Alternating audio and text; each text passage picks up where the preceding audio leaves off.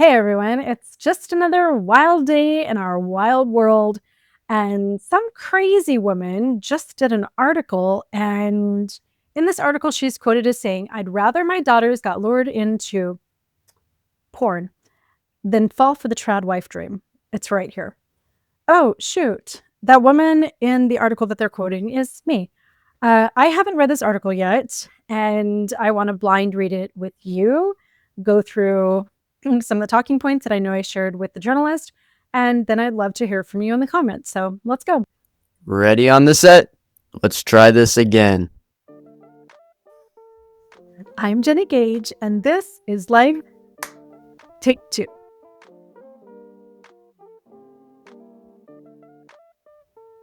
Well, you might notice that after a day of Fancy Jenny, I'm now back to like my pants that are practically like pajamas and my stained organic white t-shirt with no jewelry, which is actually my typical style. So I'm happy to welcome you back to the old Jenny on Life Take Two and share with you an article that I'm really excited to read.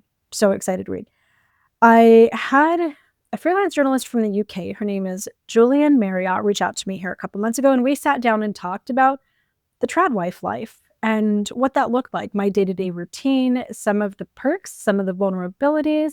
I have no idea what she included in this article, who else was involved in it, so let's find out. By the way, I will be linking the link, posting the link. Oh wow, the ring light with the glasses. We gotta have the glasses. What? I have now shut the blinds, turned the ring light down, and all this stuff, and I don't know what to do.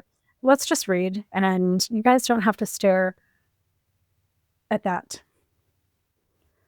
Okay. Just don't look at me. I say that a lot. Maybe I should just be an audio-only type of girly, and then this doesn't matter. Tradwife influencers practice and promote traditional gender roles, but their content goes deeper than recipes and cleaning hacks. Julie Mariotti explores why some believe this content is a gateway to misogyny and far-right ideology. Enitza Templeton. Oh, Enitza! We are online friends. We've never met in real life, but we've done a couple of big things together.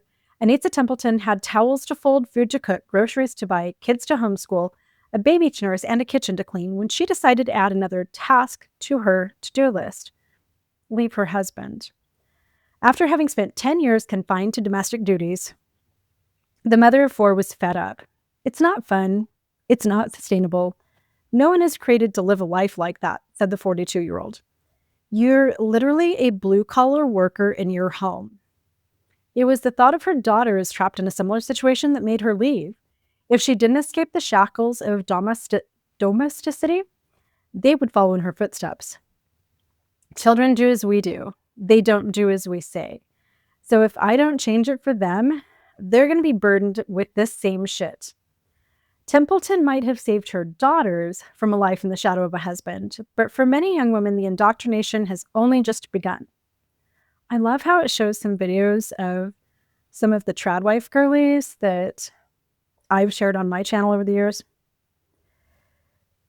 This one creator here says why feminism is losing popularity. It's not, though. While the government is busy combating the rise of the manosphere, a new type of misogynist has entered the scene largely unnoticed. You guys, I just got goosebumps. Like actual goosebumps. A new type of misogynist has entered the scene largely unnoticed. She comes in a prairie-style dress, eager to cook, clean, submit to, and serve her husband. In recent years, she has increasingly anchored herself onto social media where she makes videos about everything from sourdough to subordination. Her earmark #tradwife has been posted more than 160,000 times on Instagram and TikTok alone, and searches on Google have reached an all-time high. They've taken social media by storm, but many don't see through the propaganda, said Templeton, referring to tradwife influencers as a Trojan horse. They act like they've got women's best interests at heart, but they are actually furthering an agenda that sees women stripped of their rights. What they're selling is the prospect of an easier life, free from the side effects of feminism, free from the mental load and workplace imposter syndrome, free from singlehood and hookup culture and daily cocktails of antidepressants. By the way, it shares at this point in the article this little graph of tradwife searches on Google between 2020 and the current. And see how it just zhoop, zhoop, zhoop. Although I do have to say that I never had the word tradwife. It is a white supremacist word that has been used. There's tradwives, fashy femmes, and shield maidens. Those are the three forms of female protectors of things like white supremacy. But I would have never used that term. I called myself a homemaker or a stay-at-home mom. So I would have never searched tradwife. Tradwife influencers offer women a safe space, but that safe space doesn't exist. Many tradwife influencers represent an ideology that is best encapsulated on Red Pill Women, an anti-feminist Reddit page with nearly 80,000 members. What incentive does a man have to marry if he's not entitled to sex? His wife isn't expected to cook or clean, or at least not all the time, and he has the ever-present fear of divorce, reads a post written by a female member. She argues that because modern marriage has become a companionship and less of a practical incentive, men see no benefits in settling down, which reduces the quality of life for everyone. The solution? Swallow the red pill. Red pill is believed, inspired by the 1999 sci-fi film The Matrix, that they have awoken to the truth that men are at the whims of women's powers and desires. Everyone else is living in a false reality. While it's not a new concept, the ideology has been spreading rapidly online in the past decade, and now reigns supreme on many young boys' news feeds, due to the likes of Andrew Tate, self-proclaimed misogynist with over 10 million followers on X. And the government is fighting back. Coming into force next month, a new set of regulations will be implemented under the Online Safety Act to prevent misogynistic content from reaching children. Okay, is that just in the UK or is that happening here? Somebody tell me, if anybody knows. Which begs the question, is tradwife content misogynistic in the eyes of the law? According to Anne Cranon, Senior Research and Policy Manager at the Institute for Strategic Dialogue, tradwife influencers fly under the radar. The danger of their presence and content is that it often fails to be detected as hateful or propagating far-right ideology, as it aesthetically may appear innocent or to be speaking about women and mothers, she said. It therefore, even if it goes against tech companies' terms of service, usually does not get recognized as such, and therefore remains online. Cranon said that the social media algorithms can easily facilitate hateful ideologies because they're designed to show the user only one answer to a problem. A key step towards online safety is therefore to understand how these platforms work. But that's not a burden that should be placed solely on young people, she says. TikTok has previously mentioned that they are supportive of the Online Safety Act. In their response to Ofcom's bill consultation last summer, they said protecting our users, particularly our young users, is the top priority for TikTok. Tradwife content typically shows a beautiful, soft-spoken woman engaged in homemaking activities. She'll tag you along while sharing her opinions about unprocessed foods and health, vintage aesthetics, and natural makeup. May even throw in a few digs at feminism too. And while such content may in itself not seem that extreme, critics fear the impact it can have on young girls who won't realize the repercussions of the sacrifices such lifestyles call for. I see a lot of young girls who are dropping out of college and dropping out of university to pursue this idea of traditional provider relationship where the man has all the money and she's staying at home, said Lois Shearing, journalist and author of Pink Pills, a study into women's roles in the far right. They added, and it just feels like they're setting themselves up for this life of coercive control. Shearing said the government didn't react swiftly enough when online influencers began radicalizing boys online about 10 years ago. And they worry the same thing is about to happen with the radicalization of girls. I think we should have been having this conversation 2 or 3 years ago. I just couldn't write fast enough, they said. To conduct their research into how extremists use online spaces to radicalize and recruit women, Shearing spent 18 months infiltrating far-right groups online and found a hard-hitting truth. You are never going to be the right type of woman for the far right because they hate women, Shearing said.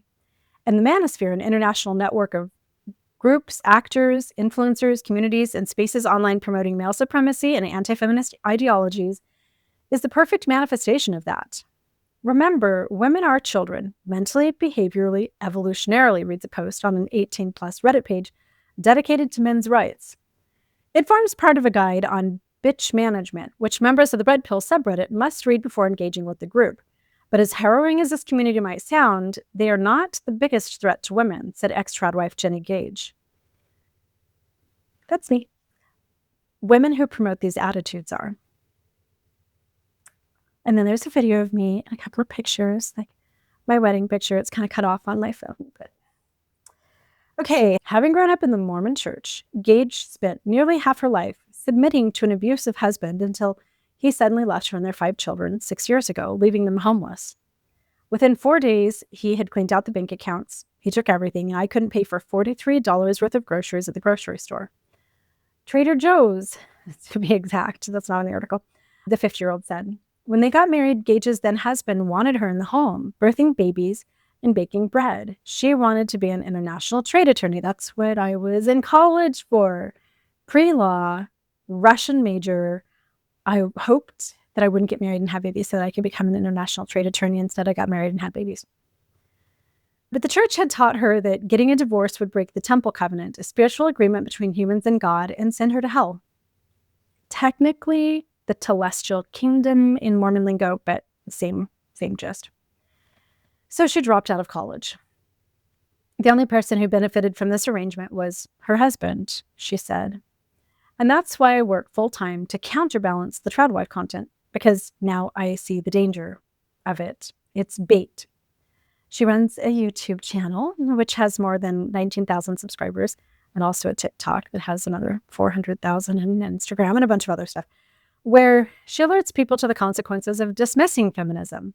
If I could talk to all the tradwives on social media and tell them just one little thought, I would tell them that I would rather my daughters got lured into the porn industry than buy into their content, she said. According to her, the most pressing issue about traditional marriages doesn't lie in religion or happiness, but in the woman's financial dependency. It's a matter of control, she said, not just by the husband, but by the far right in general.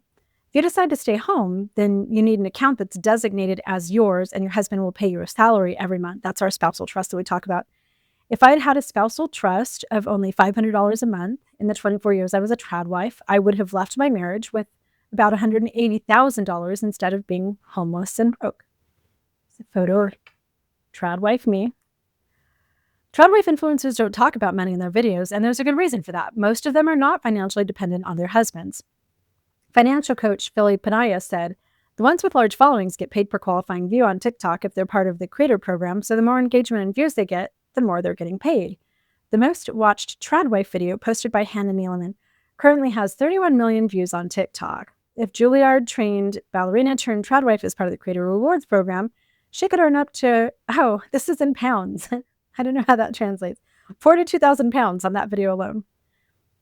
It's a lot of money. I once had a video that hit 5.1 million views and was monetized. Some of my videos were shorter and they weren't. And that 5.1 million view video earned me 4.4 thousand American dollars. Panaya is not against women being at home, but worries about the potential for exploitation if the woman is kept out of the finances. One way to prevent this is by keeping her name on bills and having her own savings account. She should also apply for child benefits so the credits can count towards her state pension and ensure that her husband is contributing to her pension. Panaya said there's nothing wrong with being financially dependent on a partner if that's your choice and you still have free agency. I disagree. Don't be financially dependent. One of those women is Alina Kate Pettit, the British-born tradwife, author and founder of the Darwin Academy. She brought the term tradwife into the mainstream media when she appeared on ITV's This Morning show in 2020 to talk about how she swapped her career out for household duties. The 39-year-old doesn't think the term tradwife is rooted in far-right ideology, but it is. That's where it came from. But rather that the far-right has co-opted it. The housewife is the hot topic of conversation, she said, and what frustrates me more than anything is that there are millions of them. And yet you call yourself a traditional one, which means that your husband is a breadwinner and you look after the economy of the home. And then we're all oppressed. We're all desperate and we're at risk of abuse. By the way, not in the article, but the number one risk factor for domestic violence is financial dependency on your spouse. So, data, guys. And that's not representative of every single housewife's experience. It just outshines the positives. Pettit, who used to work in marketing in the beauty industry, considers her choice to conform to traditional gender roles the ultimate act of feminism. It's not. It's just not widely accepted as such, she said. This is not a political thing. This is not a male-led thing trying to trap women at home. It's a family thing. It's not tied up in extremism and particular ideologies, Pettit said. It doesn't go that deep. And I never intended for it to go that deep, which is why the fact that it has been co-opted by these far-right idealists is incredibly frustrating. She links the tradwife trend COVID-19 pandemic as it gave more women a taste of the joys of domesticity. After lockdown, she received hundreds of emails from women telling her that they didn't want to go back to work. Actually, housewife lives, stay-at-home mom lives have decreased. So this isn't a new trend. This is an old trend. But she got backlash, particularly from younger women. A lot of the negative stuff that has been written about me has been written by young women who are unmarried and don't quite understand it, she said. Where's the indoctrination there? Have they been indoctrinated? Pray tell. Templeton, who now hosts her own podcast called Emerging Motherhood, said tradwife content triggers her. She was raised to believe that she would find her happiness once she became a wife and a mother. What she found was loneliness. And she is now spotting the same feeling in the tradwives of her screen. Here's Enitza's final thoughts. You can drop your fucking apron anytime you want, she said. I know you do a lot of work, a lot of mental labor to pretend that this is the dream that you're saying it is. It's my friend Enitza. Okay, I think I love this article. I love some of the phrases in there, like this new form of misogynists as tradwives. I would agree with that 100%. So I'd love to hear what you guys think in the comments and go read the article again. I'll link that in, where am I going to link that? I'll put that link in the description so you can read the full article yourself and see some of the pictures that go along with it. I didn't intend to be part of this movement against tradwives. It's really funny how I ended up here. During the pandemic, I was going through my divorce. I was escaping domestic violence. I was homeless. I was broke. I was sick. I didn't have enough money to buy bread and milk and just like the basics. And I saw no path forward in my future to ever getting back financially on my feet. And ironically, if it hadn't been for my TikTok and some of the opportunities that brought to me and then a furniture flipping business, I would have never gotten back on my feet. Like, I don't know. I could be living on the streets. I maybe would have had to have like married for money. Kev is an educator, so definitely he's relational, not transactional. I married him for love, not because he can bankroll my life. So I was just going through the pandemic and a divorce at the same time. And my very first TikTok video that I ever shot was, want to know why I'm unemployed and homeless as a 44-year-old, at the time, whatever I was, woman, because the Mormon church told me that I was supposed to be a stay-at-home mommy. And as I put out all of my anti-tradwife content, the tradwife blogosphere hadn't even started yet. Like Hannah Nemelin was not yet doing Ballerina Farm. It wasn't even a thing. And I had this whole huge platform talking about the tradwife trap, talking about a man is not a plan, talking about why I'd rather my girls got caught up in the porn industry than become a slave to a man in their home. And I have data around that, why financially, emotionally, and in so many other ways, the porn industry is kinder to women than stay-at-home mom life, which is very controversial. Got me a lot of hate. And in the middle of me doing this little thing, tradwives came on the scene. And so, as you can imagine, I became quite controversial in some of my takes and didn't realize that I was going to be part of this global discussion. It was my plan. I was just planning to document, here's what happens. But here's what I'd like to share. Less than 80% of stay-at-home moms have any form of retirement of their own. So should their spouse decease or should they get divorced, they're left with nothing. I'm about to turn 51 and I have zero retirement. I have zero money in the bank. And my earning capacity over the next 10 to 20 years is very limited. I have major health problems that I deal with. In fact, this afternoon, I may be going to the ER because of some of my abdominal stuff. I'm trying not to. Kevin wants me to. I have calls into my doctors, but I'm limited in the amount of money that I can make and the things that I can do. Less than 80% of stay-at-home moms have any type of retirement for themselves. Men, after they get married and have children, typically have a 60% increase in their earnings. And women, once they get married and have children, have a 30% decline. Women make far less than men still today. Some interesting divorce statistics too. Should your marriage end and you have a 50% chance, it's a 50-50 chance, you guys. If I played the lottery with a 50-50 chance, I would spend all of my money on lottery tickets. That's a really good damn chance. Your marriage is probably going to end, very likely. And should you divorce, less than 40% of child support is ever collected. And that doesn't mean that it's paid on time when you need it. I was pushed into homelessness because alimony and child support were not paid, and were not paid on time. And I was alimony and child support dependent. So that meant I was no longer able to pay for the rental home that I was in. So less than 40% of child support is ever paid, and less than 17% of alimony is ever collected. So if you've been a stay-at-home mommy, like I was for 24 years, and you don't have very much earning capacity, you don't have a degree and any type of career experience, nothing on your resume except I was at home changing diapers and baking bread, and should you divorce, your ex-husband just decide not to pay that alimony, then you're screwed. Like I said, the number one risk factor for domestic violence is financial dependency. So maybe you never get divorced. Maybe you stay together and your husband does the things to you that my ex-husband did to me. And your life is just living with a terrorist 24/7, which is never fun. And here's a few other statistics. You have a 70% chance while you're married and raising children of one of the following major catastrophes: divorce, death, disability, diagnosis, job loss of the provider, the primary caretaker, and then other things like natural disasters, earthquakes, fires in California, wars in Ukraine, a pandemic, something else that majorly impacts your finances, either short term or long term. And if our whole entire plan is for that provider to take care of us, then again, we're screwed. And what bothers me the most as we talk about tradwife life and women's roles is that the conversation always turns to women just want to be home with their babies. It turns to childcare. It turns to domestic life. It turns to a free time. I want to have free time to do the things I want. And there's only one bit of this conversation that any of us should be engaged in, and that is the financial dependency part. It should be illegal for an adult human not to be able to provide for themselves. And we should have a nation where if you were a displaced homemaker, like I was after 24 years of marriage, and you lose your spouse, rather than being dependent on an ex-husband who doesn't want to pay anything, being responsible for alimony and child support, there should be unemployment, just like there is if you've lost a job. That's how I became homeless. I had a job. I was a homemaker for 24 years. I became a displaced homemaker when my piece of shit ex-husband decided to pick up that last 19-year-old, and my marriage ended. And there's no unemployment until we have a nation that provides a severance package for women who have been stay-at-home moms to protect them from homelessness, make sure that they are fed and clothed, and that their children have the things that they need.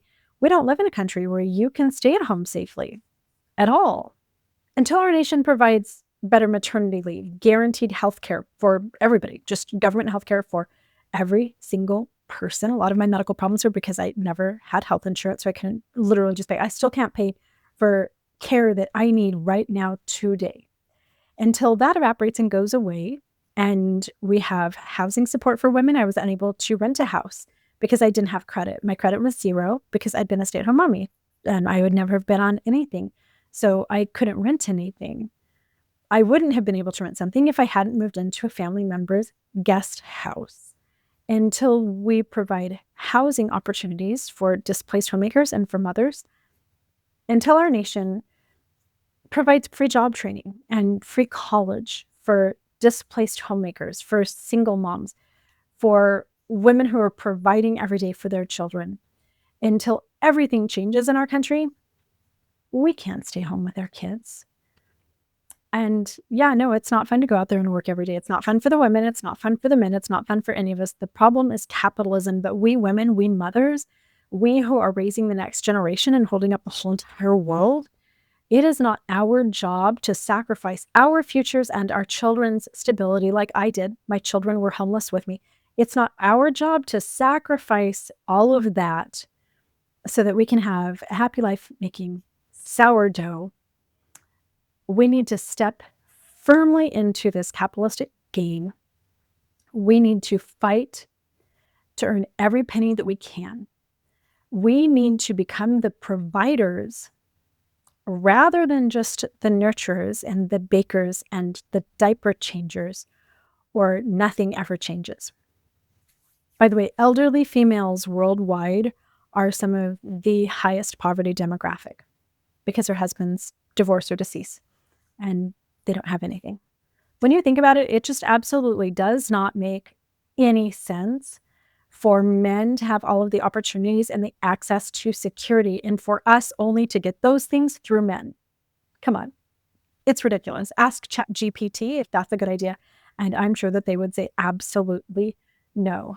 So once again, a man is not a plan, never was, never should be. Be in a relationship. That man can be your lover, your best friend, your fiance, your partner, your husband, your bestie, whatever you want him to be, but he is not your financial plan for your future. He will fail. Again, love to hear what you guys think in the comments. Thanks. Bye.